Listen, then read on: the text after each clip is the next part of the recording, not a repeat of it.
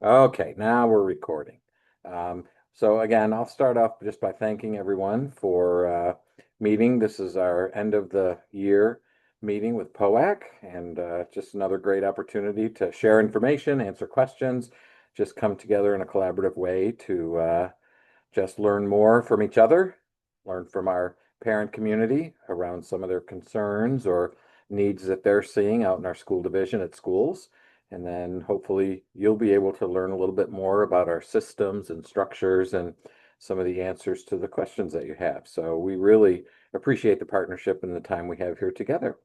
So I'm going to go ahead and I'm going to grab and put into the chat the first agenda item, which asks for some updates on some of our inclusion work. And so give me 1 second. I will put those questions in the chat.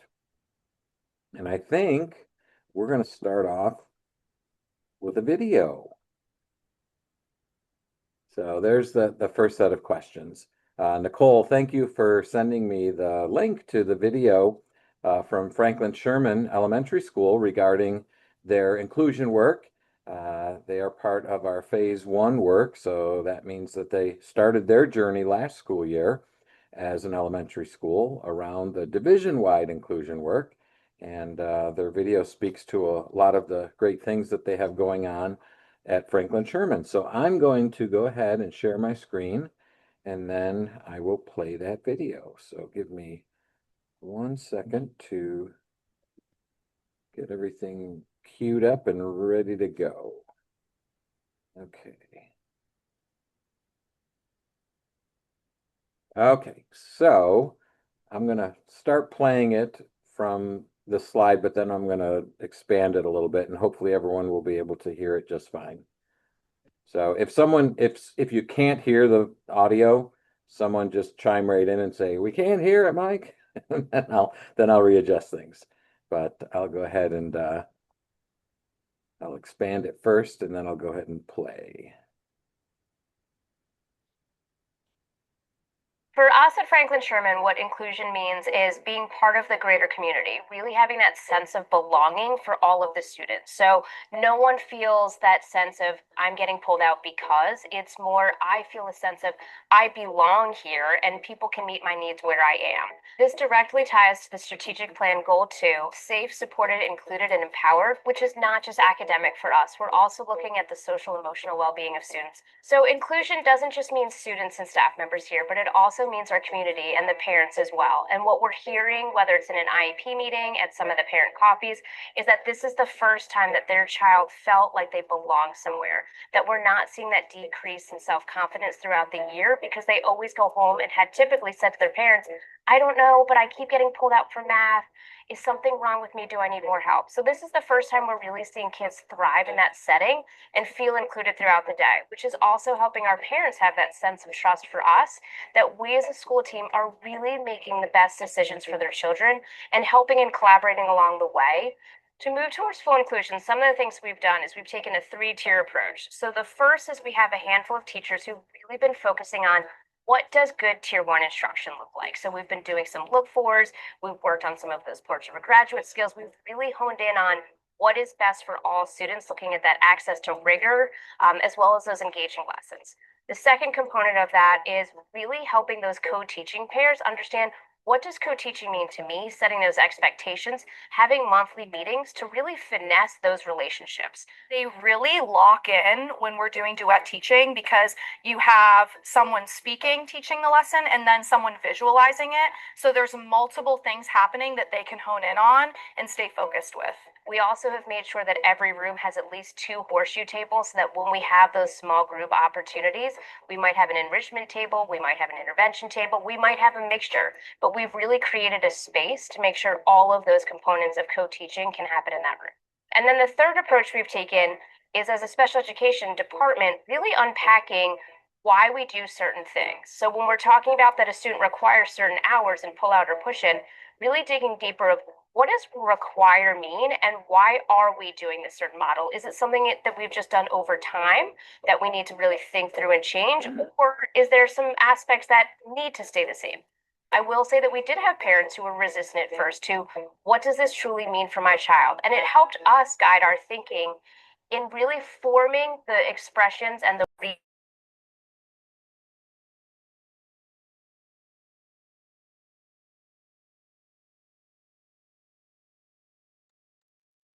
Volume went away for some reason. along the way, different check-ins to help people in this new journey. Unpacking it all those three levels, be hesitant. They're not used to this model. They might not be used to having another teacher in the room with them all day. So how do we make sure that we've embedded along the way different check-ins to help people in this new journey? Unpacking it all those three levels has helped us grow in different capacities to increase that inclusion model here.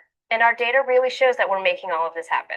I'm really excited to see some continued success for our staff, students, and our community because this work is really empowering for all.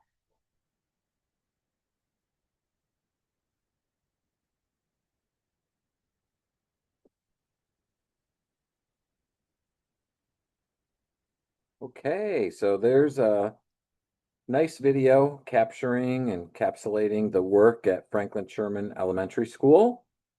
And I did want to point one thing out as I listened to that video. In case anyone caught a phrase that the principal said that I caught, and just wanted to give some clarification.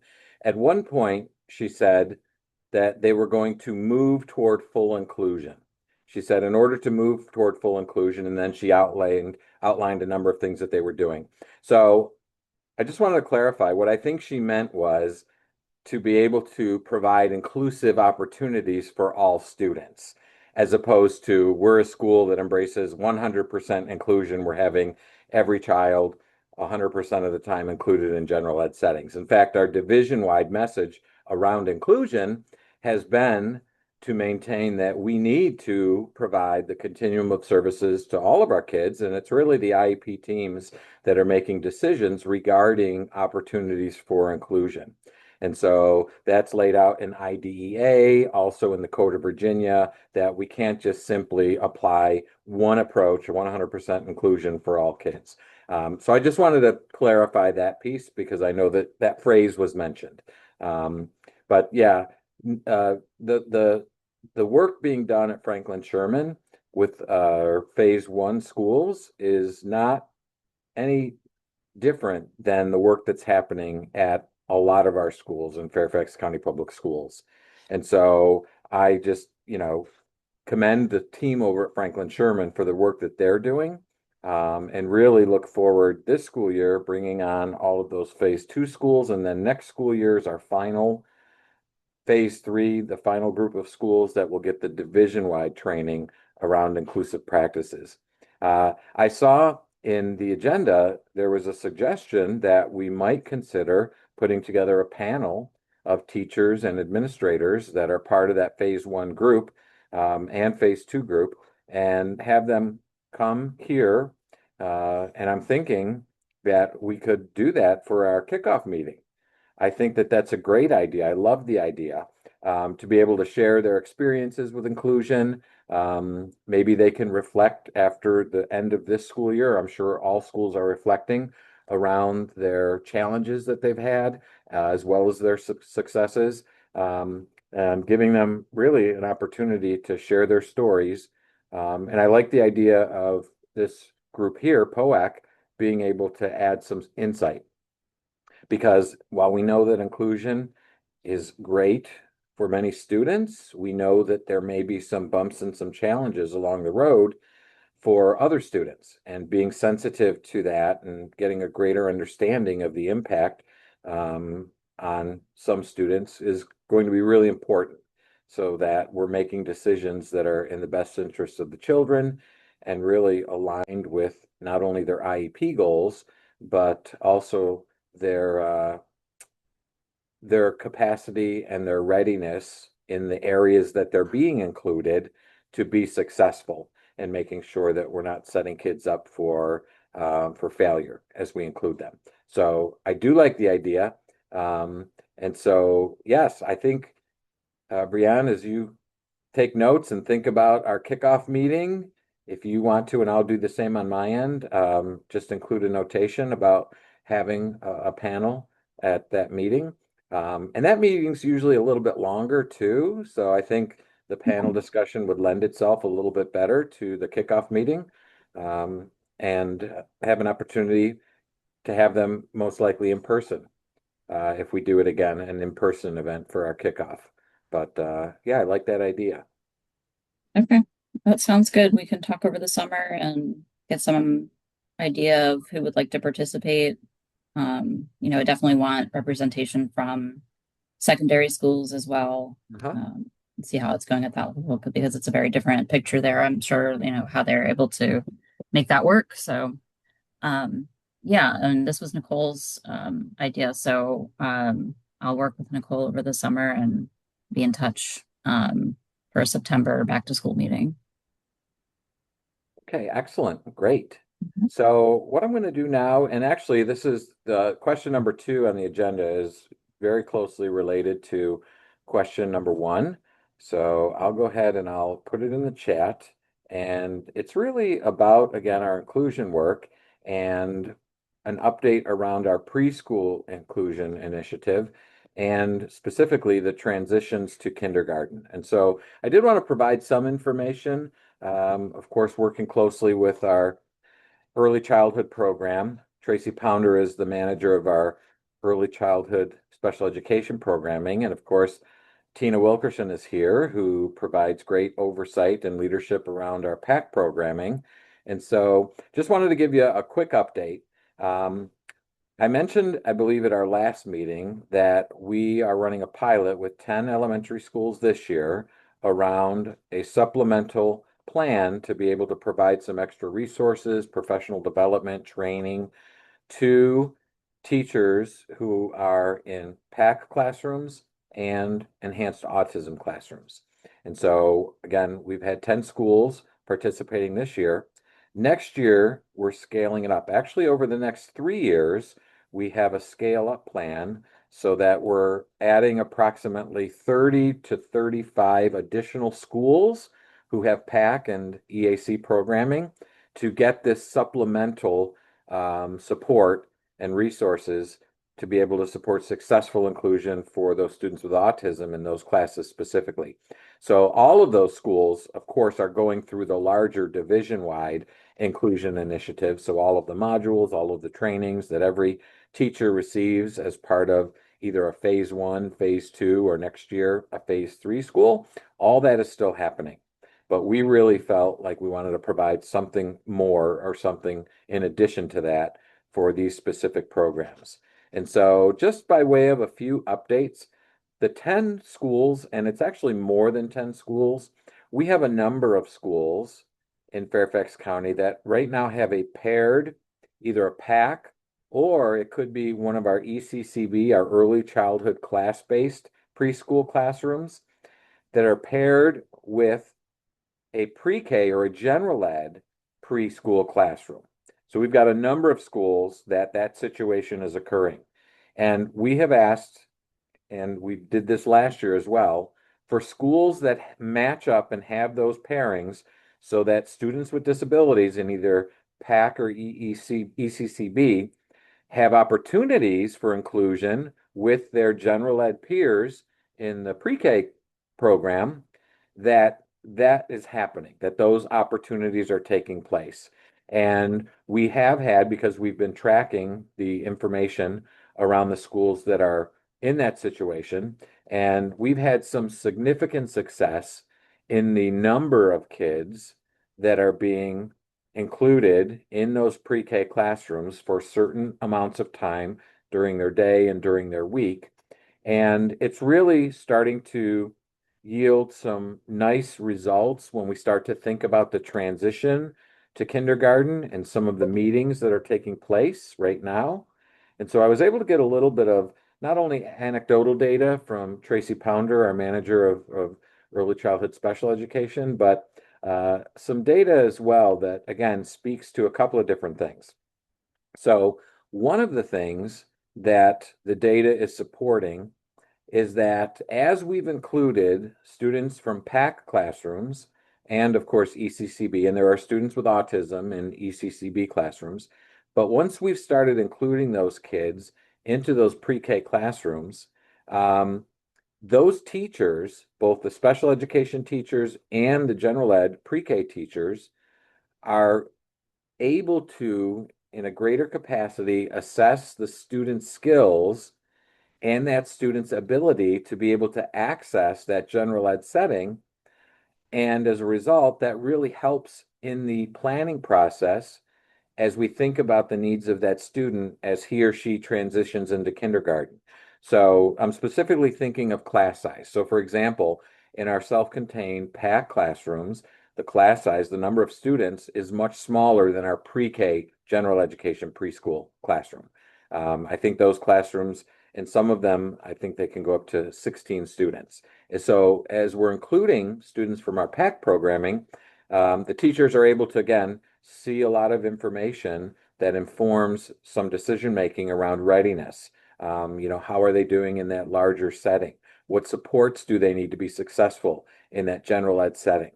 So as more students have those experiences in those larger groups, it's giving us the ability to plan a little bit better for those transition meetings.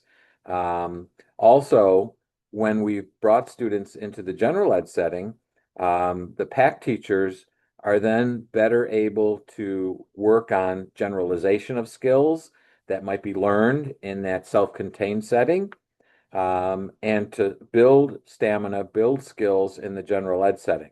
So we do a lot to be able to help students so that we can fade prompts over time as they're able to show mastery around certain skills.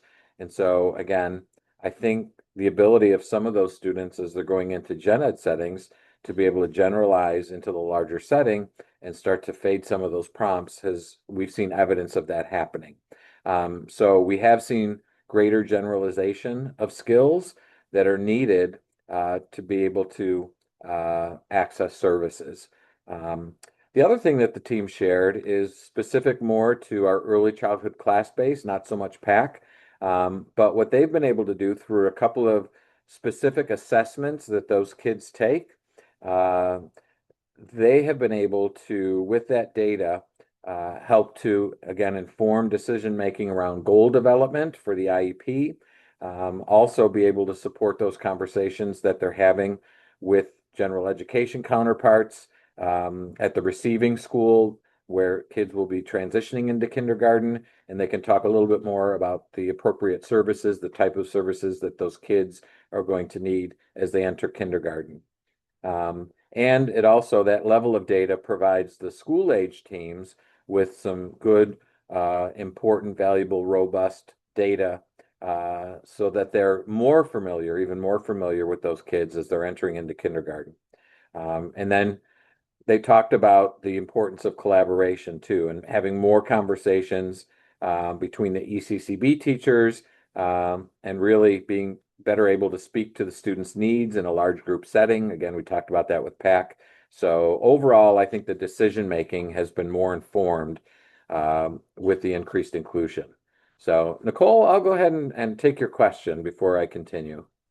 Yeah, it's more of a comment actually. It's wonderful hearing all this because I know, at least in the olden days when my son was younger, Tina, I don't know if this is still happening, but a lot of people would pull their kids out to access a gen ed experience in a preschool, and to have this option within the school system, it reduces the kind of those kinds of transitions for the kids. I mean, yeah, they're transitioning between the classes, but they're not having to get picked up from a parent and driven somewhere. And so, as you mentioned, with the increase in data that helps inform IEP goals and the all transitioning stuff, I think it's great that we have this within the FCPS system so that parents don't necessarily have to go outside to find someplace for their kid to get gen ed setting. So this is wonderful news. Great. Thanks, Nicole, for sharing that.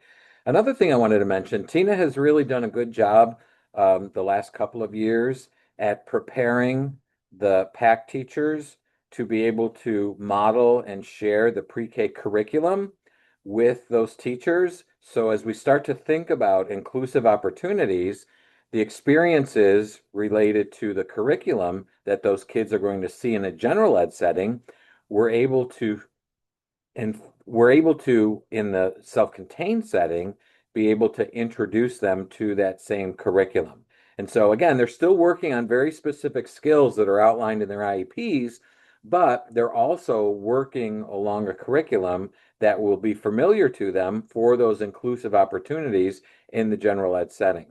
And the same is true in our work with enhanced autism as well. So I know Jugnu and her team, specific to enhanced autism now, have done a lot of work as the new benchmark curriculum, the elementary language arts curriculum has been introduced, and helping those teachers in those enhanced autism classrooms to have good knowledge of the delivery of that curriculum. And then again, those kids who then are spending time in the general ed setting, they're seeing or they're being able to see in that general ed setting the same type of lessons, the same curriculum as they're experiencing in that self-contained setting. So I think aligning the curriculum has been a really good process for us so that our teachers are feeling supported, and it makes that thought of inclusion a little bit more exciting because we know that the same things we're working on in the self-contained classroom, they're going to be familiar with somewhat, they're going to see as they move into general ed settings. So those are some of the curricular pieces that we're doing to move this work along as well. The other thing that Tracy wanted me to share with everyone is that starting in January, there's a specific form that's filled out by our early childhood team for all rising kindergarten students. So these would be PAC students and ECCB students.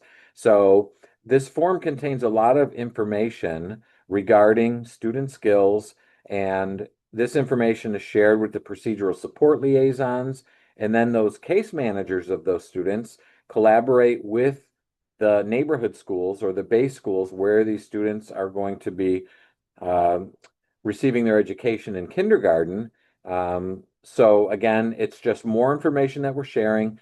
Then from there, observations are planned for these students. So we do schedule observations so that those neighborhood schools can come and be able to observe those kids in the early childhood classrooms. And again, it just provides good information so that when they do go to those transition IEP meetings as rising pre-K students going to kindergarten, there's just more information out there around the needed supports and services when we think about inclusive opportunities.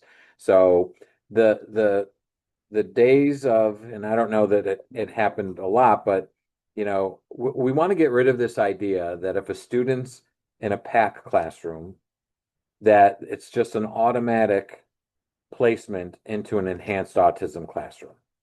We really have to have data drive our decision making around where those kids are going to be served in kindergarten. And they might be in an enhanced autism classroom, but that doesn't mean they've got 30 hours a week necessarily in the enhanced autism classroom. We're going to keep that continuum of services. So we're going to continue to keep those enhanced autism classrooms for rising preschoolers, but we want to make sure that they're given the opportunities to be included as much as possible with their same age peers. So that's just a little bit of information regarding some of the exciting things that are happening with inclusion. And again, when we're finished at the end, we can open it up to any questions that anyone in the group here has related to our inclusion work. But I did want to share we've had some exciting things going on, and we're going to continue to do that. The goal, I'll mention one more thing. The goal as we work with facilities and with transportation in particular, when we think about programs like PAC and enhanced autism, whether we're going to open a program somewhere because there's a need for it, whether we close a program because there aren't enough students to support that program.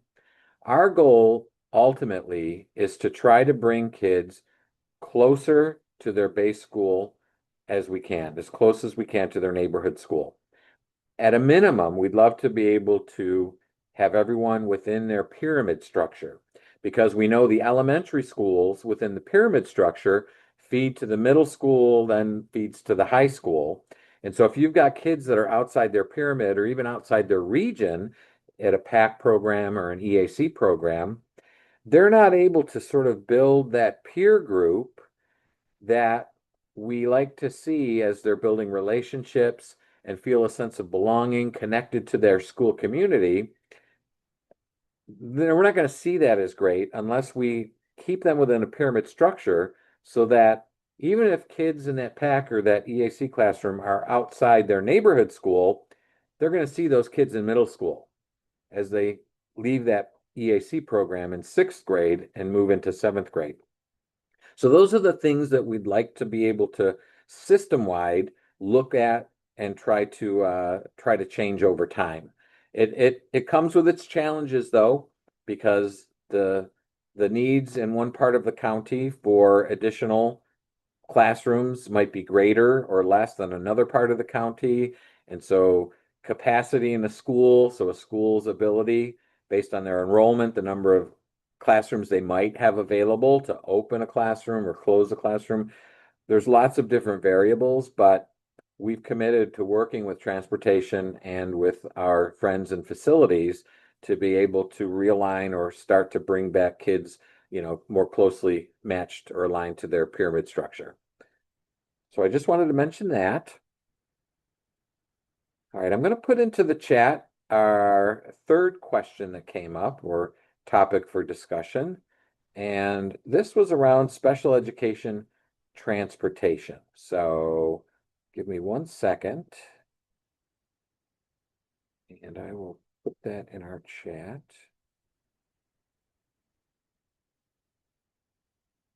Okay, just put it into the chat. So the question was, have there been any changes to the criteria for eligibility for special education transportation?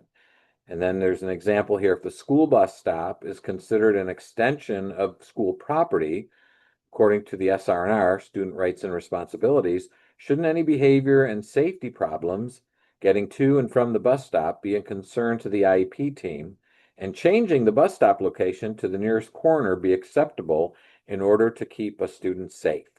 So thank you. This is a good question. Just so you know, even though our friends from our Office of Procedural Support were not able to join us here tonight, I did consult with Dawn Schaefer and with Debbie Lorenzo, a coordinator in the Office of Special Education Procedural Support. And what they were able to share is that if any parent or IEP team has a question, a specific request, or a concern related to special education transportation, that should go to an IEP team. So the IEP team should convene, and they should be able to share information, whether it's information from the parent, of course, who's a member of the team, information from a member of the IEP team, whatever the circumstances are around that concern. The IEP team should have a discussion around that. And then the IEP team has a responsibility to be able to consider all of that information. And then ultimately, FCPS comes up or makes a proposal based on that data, based on that information. And so one of the important things is that for the example that's listed here, there are lots of different things that can happen within an IEP meeting. And I know that there are special accommodations and special arrangements that have been made for the safety of children. And so, yes, I would say that if there are behavioral challenges that are occurring, bring it to your child's case manager at the school, request an IEP team meeting. We have had from our teams, I know our behavior intervention services team in the past has had one of those members attend an IEP meeting to talk about or think through a specific plan related to something that's happening either on the bus or at a bus stop. Could be the transition to school. It could be a school refusal situation where there's some challenges getting a student either on the bus or off the bus, or things that are happening while they're en route with behaviors. And I know Tina and her ABA team, the same thing. We have done specific trainings for school bus drivers. We I'm just going to give an example. I'm just going to make up a school. There's a student at Twain Middle School who's having a difficult time on the bus. And so Tina's going to call some members of her team to be able to go talk with the school team and, if needed, provide some level of training to the attendant on that bus, to the driver on that bus, to help work that school team through that arrival or dismissal. So, whatever the situation is, we've got support people from our team that can assist with that. But there can also be special accommodations that are discussed at an IEP team meeting. The other nice thing for parents to know is that you can request a transportation representative to attend the IEP team meeting. And so we do that a lot. We do that very often when there are concerns related to special education transportation. It's not uncommon to have a representative from transportation, one of the supervisors or one of the senior managers to attend one of those IEP meetings. So I would say if you have concerns in general over transportation, do not hesitate to contact that case manager, speak up about that concern, because we'd rather be proactive, get training where it needs to go to, have some accommodations put in place, have that IEP team discussion so we can create a plan for success for that student. Mike, I think that what we've been hearing where this is coming from is actually from transportation itself at those IEP meetings, pushing back on a family who might be in a situation where the child is having a meltdown, a school refusal basically on the way to the bus stop or after they get off the bus on the way home. This actually happened to my own kid when she was in second grade after a couple of years of trekking up a quarter mile to a neighborhood bus stop that nobody else was at. I finally asked for an IEP meeting with a transportation rep, and that person pushed back and said, even though we were saying it was a safety issue, it was like an argument with this one person that I felt like wasn't even helpful at that table, honestly, because they knew my child the least. And they were telling me that the bus stop was the least restrictive environment for her, even though we were just asking for nearest corner, which the bus passed by anyway. And Yeah. this was years ago, but now I'm still hearing it's happening. And I feel like the transportation rep is not the person that should be making that decision. It should be a team decision. And I want to make sure that that is what's actually happening at those tables when the situation comes up. Yeah, thanks for bringing that up because that is concerning because we all know that the IEP process is a team decision. We're not bringing in a transportation representative to make the sole decision regarding, what's happening there. So I would say if any parent experiences some level of frustration with a discussion at the IEP table or even outside, if you've talked to a transportation supervisor, of course, you can if you've not already spoken to the building administration or your case manager about the issue, the procedural support liaison might be the next person that you're able to connect with, because sometimes we have a transportation representative at the meeting, but the PSL is not at the meeting. And so it might be good for the flow of the discussion and making sure that things are documented correctly to have that PSL at that meeting as well.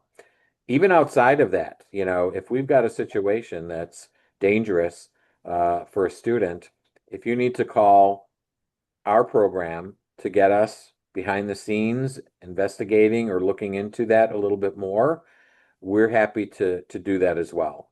I'm happy to connect, a parent with a member of either Tina and her team or Lori Creighton and her behavior intervention services team. So Yeah, because it seems like it's putting unnecessary stress on families if their child can't just get to the bus stop in the morning or get home safely. I'm not sure what the reason is for the pushback. And that's something else I'm also curious about is why is there some, quota they're trying to avoid, like, or I just don't understand the logic behind it. So yes, we'll definitely recommend the PSLs come to the meeting also, but case managers should be made aware of some of what's going on because they're the ones who are advocating for their families usually, and they don't know what to say when somebody from transportation is just pushing back for some unknown reason. sure. Nicole, go ahead. So the other reason why I was asking if there's any change in the criteria is because at one of my last IP meetings, the transportation rep actually asked me, well, according to your IEP, it doesn't look like your kid deserves special ed transportation at all. And it was because I had reduced his hours in the special ed setting. And that's what she was looking at. So that's why I was asking, is transportation looking at those numbers now and deciding, oh, they had this many hours in special ed, now it's fewer, they're more in gen ed, they must now be able to go on a regular bus. So luckily we had pushback from everybody else at the table, but I did open it up to the team and she backed down. But the other case that I'm aware of, she did not back down and the change was refused. Yeah, well, thanks for sharing that. I'm going to follow up with transportation services. We've got our contact, one of the senior managers that we work very closely with. Um, because you're right, maybe some of the things that are said in IEP meetings aren't really representative of what should be happening, and we want to make sure that we clarify that. But there's no criteria that says a certain number of hours on an IEP equals special transportation or no special transportation. Every situation is unique and different. So we want to make sure that we're not messaging that out to, you know, to our parent community. Yeah, it just seems like transportation needs some retraining in that area. If they're going to send representatives to the table, they should not be randomly picking data to use to base their decisions on. They really, it's nice for them to come, but I don't even understand the importance of their representation in the situation where they don't know the child at all. Sure. I don't feel like they're contributing in any way to making that decision. And so they're just kind of looking for some reason to reject it. Yeah. Yeah, and in the case you had mentioned about the bus stop actually passing, the bus passing a stop that's closer to the parent, to Yeah. me, that's a, Yeah. a win-win situation for everyone to be able Yeah. to stop and drop that student off. Yeah. It ended up being fine for the rest of elementary school. Like it was not an issue since she was the only one at that bus stop anyway. So didn't affect anyone else. Yeah. Yeah. Okay. All right, thanks. That's why I love these meetings because we learn things from you, like we said, Mhm. that I can take back to the team and make sure that we've got people are, with the right information that they're sharing. Okay, I'm going to transition to the next question. There were two more questions that came through, and then we'll open it up for a Q&A session. So this question is around the criteria considered when we determine the level of special education staffing at a school. So there are some follow-up, wonderings, whether it's just the number of special education students, is it the intensity of the needs, the type of services, number of hours, what's taken into account? And is this staffing decision determined at the central level or at the school level? So I could go on for hours talking about staffing, and schools at times feel the same way, because the process involves a lot, and there are lots of questions, just like the good questions that you've posed here. But I'll try to work through the process and sort of give you a better understanding of what happens. So the ultimate staffing does flow through budget services. And so it's not done at the school level, although the students with disabilities and their IEPs do play a role in the amount of staffing that a school might receive. And so what happens is budget services does have a formula that they use to be able to determine the number of teacher positions for what we call in Fairfax County Category A teachers, which are teachers of high incidence disabilities, like teachers of students with learning disabilities, emotional disabilities. And then we have what we consider Category B teachers and Category B students. These are students who have low incidence disabilities, students in our intellectual disabilities or intellectual disabilities severe, or students with autism, students with physical disabilities. So what we do, when I say we, budget services in their formula is they take into account whether or not a student is receiving those category A services or their category B services, and the amount of service that that student's receiving. So for example, if it's a category B student and they've got 15 or more hours of service throughout the week in their IEP, they're considered what we call a level 2 student. A level 1 student, whether it's a category A student with a learning disability or a category B student with autism, if they have less than 15 hours a week of service, they're a level 1 student. And so based on the services that those kids are receiving, they will generate through this formula a certain number of points. And what will happen is budget services will look at all of the students with IEPs in a particular school, and they'll assign in their formula the number of points that the specific students are generating in terms of staff. And a certain number of points, and again, without getting into all the details because I don't know them offhand, a certain number of points will generate a special education Cat A teacher. A certain number of points based on services for students will generate a category B teacher. And the same is true for the allocation of instructional assistants. And the needs of the students also drive whether or not a PHA or a PHTA are assigned to students to be able to support specific needs of kids. And so your paraprofessionals are generated through the staffing formulas, and your teacher positions are generated through the staffing formulas. And so as we go through staffing year to year, there will be some questions based on the unique needs of specific students, or as this question points out, the intensity of need.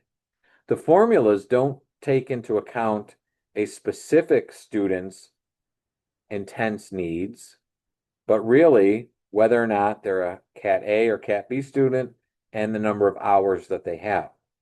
So a student who might have significant behavioral challenges that rely on a larger number of staff to be able to support during the school day don't necessarily draw more points in the formula than another Cat B student who has no behavioral challenges and gets served by that teacher and that IA.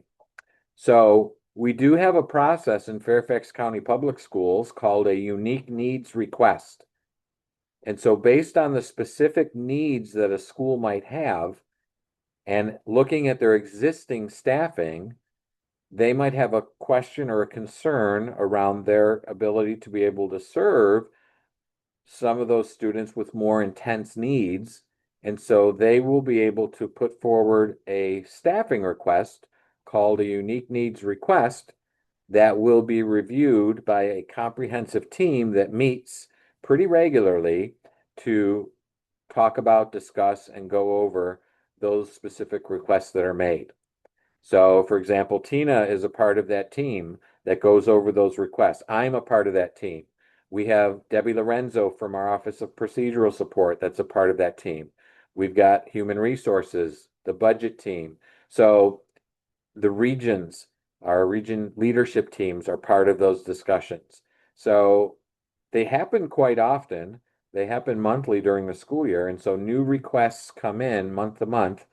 And if positions are allocated for a unique needs request, that school will be assigned or could be assigned an additional, most likely an additional instructional assistant to be able to support the needs of that student. I'll also say that throughout the year, when we have those staffing meetings, depending on the number of kids enrolled at a school, if you have increased enrollment for students with disabilities and the formula will generate an additional IA or an additional teacher position, again, those circumstances are reviewed at those monthly staffing meetings because sometimes the formula will put a school in a place where they're very close to generating another teacher, which can open up another classroom, which can decrease the class size of kids, but they're not quite there yet. And so you might have a larger class size. But again, you might have a new student that's enrolled during the school year. You have new eligibilities that are happening all throughout the school year. So school teams are evaluating and assessing kids that are going through the referral process. And so a lot of those students are then found eligible. So then it adds to the school's number of potential teachers and instructional assistants that might be needed to support those additional kids. We are in the process through our work around the enhancement plan for students with disabilities. That again was the result of a special education audit or review that was conducted by the American Institutes for Research, looking at our staffing model. So we've been working this year along with budget services and with human resources to look at our staffing model and looking at a teacher workload model, realizing that teacher workload plays into staffing because of the additional responsibilities that special education teachers have in terms of IEPs and the writing of IEPs, the number of meetings that they're attending, and some of those other unique circumstances that we talked about related to challenges that they might face regarding a student. And so, again, trying to look at the staffing formulas and look at a way to make things more equitable so that we're not just looking at the number of hours in an IEP that drives through a formula the number of staff received, that we've got some consideration for a needs-based process to be able to also have considerations for staffing. So again, my 10-minute review, while I hope you can understand it, by no means is all of the information that goes into account when we look at staffing, but it's a good sort of review of the process that we go through and what schools go through as they advocate and look for, of course, meeting the needs of the kids at their schools. And then the last question that we had was related to the budget. And of course, this Thursday is an important school board meeting day where the school board will vote to approve or adopt our FCPS budget for the upcoming school year.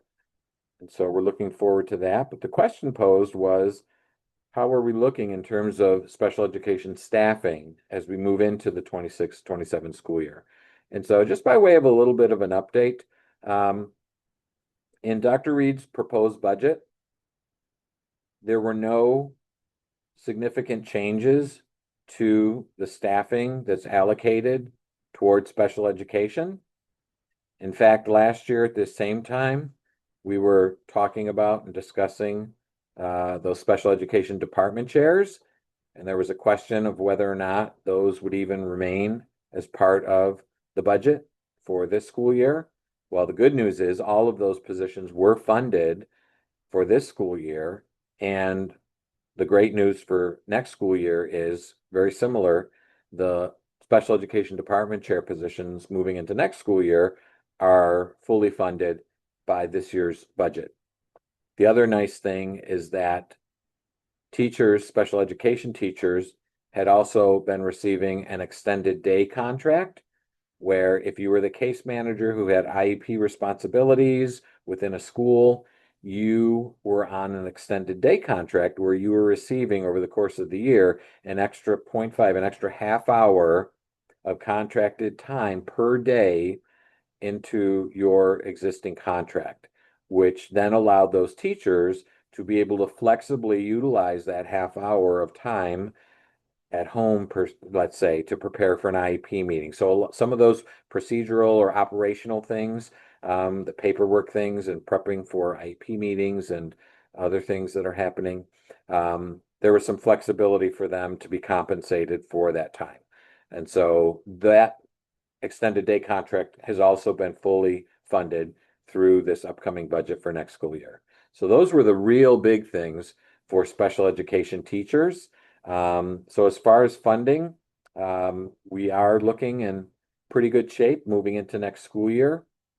Overall, there has been a more cautious approach from human resources and from budget to be able to look at our expenses. And I'm thinking now from like our operating expenses from central office.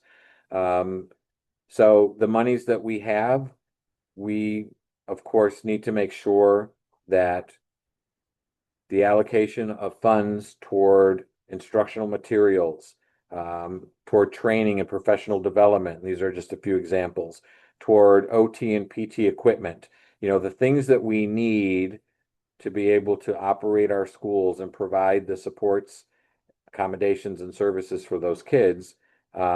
We've had to go through a little bit of additional, I wouldn't say scrutiny, but just sort of checks and balances around the spending.